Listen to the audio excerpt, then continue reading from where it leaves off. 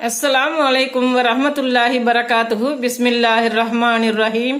அன்பான சகோதர சகோதரிகளே, எல்லாம் வல்ல அல்லாஹ்வின் நல்லடியார்களே, இன்று நாம் காணவிருக்கும் தலைப்பு மனிதர்களில் சிறந்தவர்கள். நபி ஸல்லல்லாஹு அலைஹி வஸல்லம் அவர்கள் இயற்கையாகவோ செயற்கையாகவோ கெட்ட வார்த்தை பேசுபவர்களாக இருந்ததில்லை.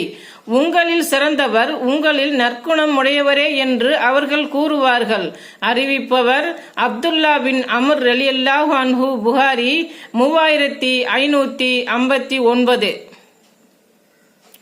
மஸ்ரூக் பின் அஜ்தாஉ அவர்கள் கூறியதாவது, முஆவியா ரலியல்லாஹு அன்ஹு அவர்களுடன் ஈராக்கில் உள்ள கூபா நகருக்கு வந்திருந்த அப்துல்லா பின் அம்ர் ரலியல்லாஹு அன்ஹு அவர்களிடம் நாங்கள் சென்றோம்.